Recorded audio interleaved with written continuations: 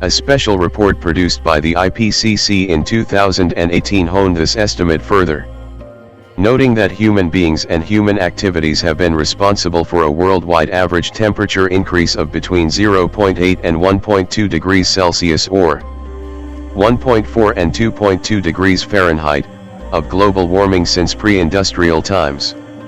And most of the warming observed over the second half of the 20th century could be attributed to human activities. It predicted that the global mean surface temperature would increase between 3 and 4 degrees Celsius, 5.4 and 7.2 degrees Fahrenheit, by 2100 relative to the 1986 to 2005 average should carbon emissions continue at their current rate. The predicted rise in temperature was based on a range of possible scenarios that accounted for future greenhouse gas emissions and mitigation, severity reduction measures and on uncertainties in the model projections. Some of the main uncertainties include the precise role of feedback processes and the impacts of industrial pollutants known as aerosols, which may offset some warming. Global warming is the increase of Earth's average surface temperature due to greenhouse gases that collect in the atmosphere like a thickening blanket, trapping the sun's heat and causing the planet to warm up. Greenhouse gases keep heat close to the Earth's surface, making it livable for humans and animals. However, global warming is happening largely due to an over-emittance of these gases and fossil fuels, natural oil, gasoline, coal. With the start of industry in the 1700s, humans began emitting more fossil fuels from coal, oil, and gas to run our cars, trucks, and factories. By driving a smarter car, you will not only save on gas, but help prevent global warming. 40% of U.S.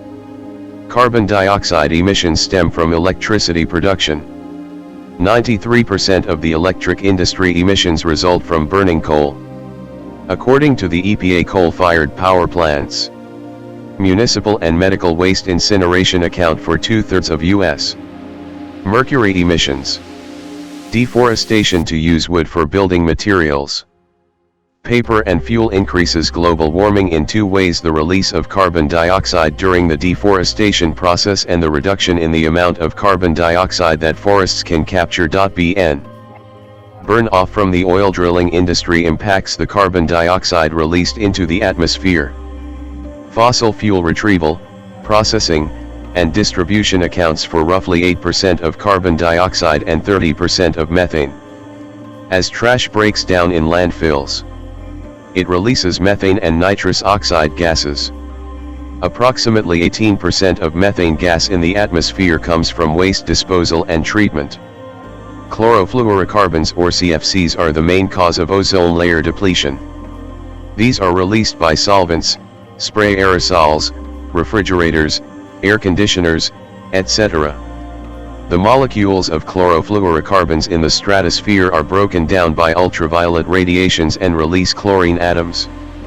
These atoms react with ozone and destroy